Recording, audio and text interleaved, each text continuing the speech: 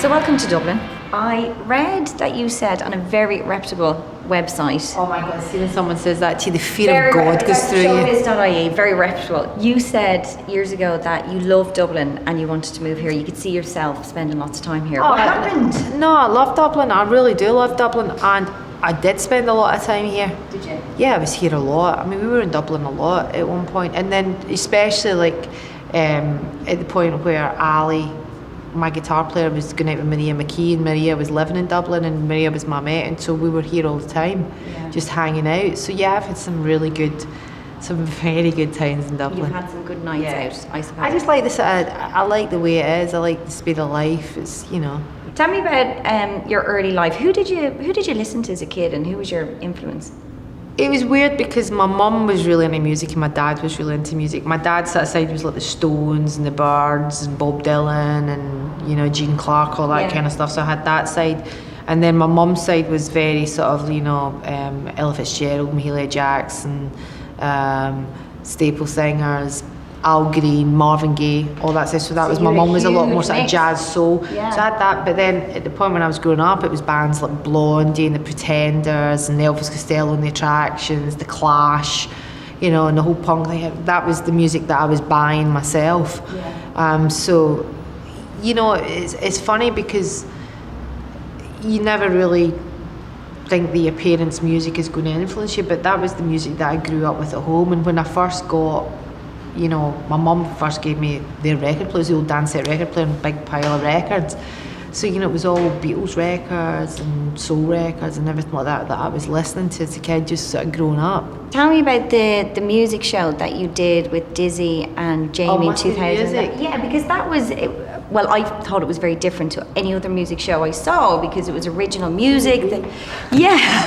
People were like, don't know that song. But do you think that contributed to the fact that it maybe wasn't as successful as other music talent shows? Because maybe it was a bit too cool. It was interesting because then basically the X Factor then literally, because the thing is like everybody was always comparing it to the X Factor, and we were always very much like, look, the X Factor is a giant wheel that rolls. Yeah. Nobody can touch it, it's massive. Yeah, true. But it was quite funny that then they started, you know, like they got Gary in, so suddenly it was like getting somebody that knew. They started taking your ideas. And then they were suddenly going, oh, you can play your own instruments. I was suddenly like going, I've seen that somewhere before. Yeah. But, you know, Simon Cowell was open about it. He was like, I really like this show.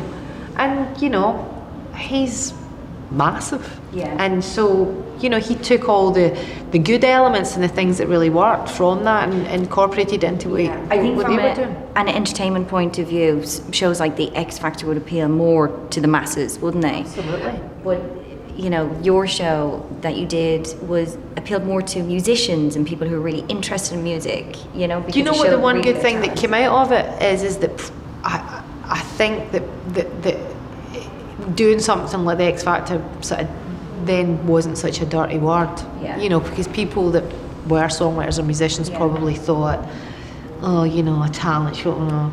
I just hope that there's people out there that are songwriters and that are really talented and good singers and whatever, good musicians, will go in for it and hopefully they find someone really good. As I said, there's been some really great people who have come out of these shows, and, you know, it's like the shows have got to change all the time. So, you know, Simon Cowell's a smart guy. He's like, he knows that the X Factor needs to evolve, it needs to move on, it needs to go somewhere else, it needs to find new things.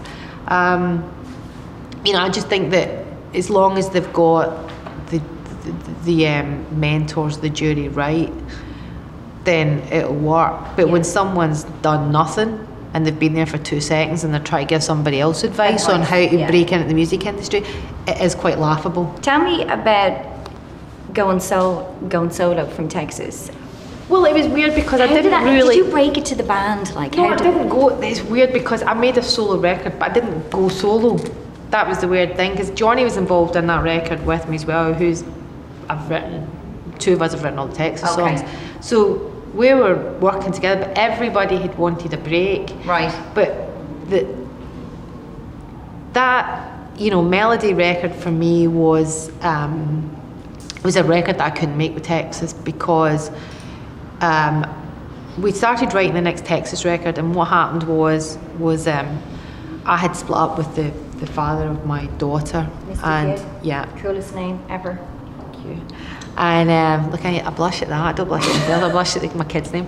But it was a really painful record. Right. That do you know what? At that point, I didn't think I was ever going to make a record again. But what happened was in time I started writing again, and it was like suddenly it was heading in a very particular direction.